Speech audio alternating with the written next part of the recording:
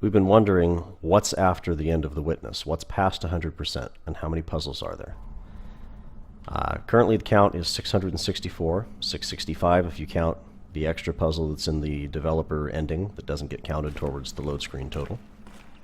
Is there a 666th? Is there anything else?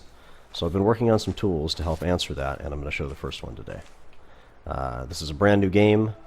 Gate hasn't been unlocked yet. I'm going to go out here into the entry yard and open the developer ending. So here's the portal, and I was wondering what's on the back side. Can you enter this from the other direction? Is this a portal like the game portal, or is it something that physically exists in the map? I know no clip existed at one point for this game, but it doesn't anymore, so can we still go check that out? And the answer is yes, we can. So let's go do that now. Let's see what's on the back side of the portal. And here we are. So this is what's outside. Let's see, we're definitely not supposed to be here. And the hotel does physically exist in the map. It is not a portal type system.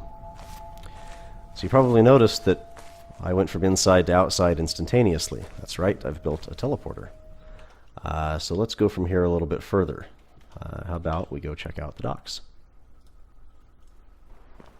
And we've arrived. So we can go a little bit further than that if we want. We can go straight to the mountaintop. Sometimes the game says, no you don't, and it puts you back somewhere that's a sort of a sane position, like I'm calling it a recovery point. I don't know what the game would call it, but that's what I'm going to call it. It's a good idea. If you get somewhere that you're not supposed to be, if you fell through the map, the game recovers you and puts you back at a recovery point. Most places you can teleport to okay. In fact, if we try the mountaintop a couple more times, we're probably going to make it there.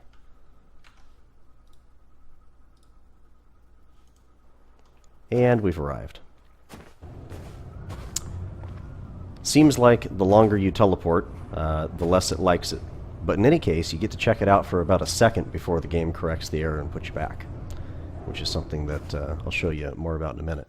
Let's go somewhere else. How about down to the rocks in the orange trees? And here we are.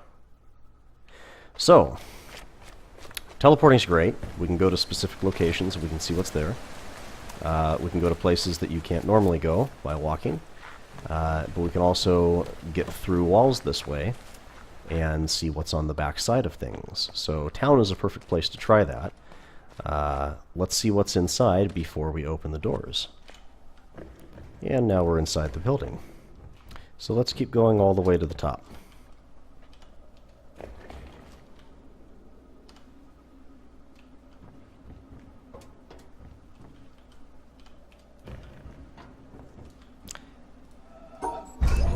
And here we have accomplished a laser without doing any of the puzzles to get to it. Let's go somewhere else. How about we go to the caves? Alright, so we're inside the caves.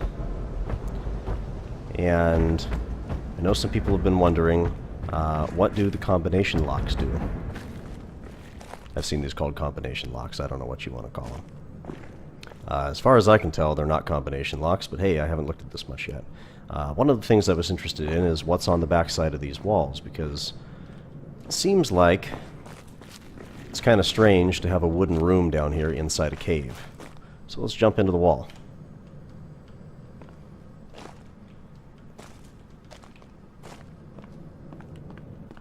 And the answer is there's nothing behind the walls. There's nothing back here. So if you go to a place where the game doesn't want you to be, some places like this it will allow, and some places it says that's outside the bounds of the map, you shouldn't be there, let's go to a recovery point. I'll show you that now. So I went too far, and it threw me back to a sane recovery point again. I have a feature that allows you to force your position. The game keeps trying to put you back, and I have to fight it and say, no, I want to stay there. So your screen flickers, but it does allow you to stay there long enough to see what's going on. Let's try going up into the sky and taking a look down on the map from above. Let's go about 80 feet up into the air, and we should get a decent view of the map for about half a second or a second.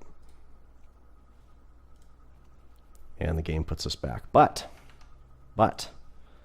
I can tell it, let's stay instead. Now you see the game fighting us and trying to put us back on the ground, but we can hold our position up here enough to check it out and kind of take a look at things, whether the game wants us to or not. So that's about all I've got for now, but there is some other interesting data analysis that goes with this that I'll be taking a look at soon. Thanks for watching.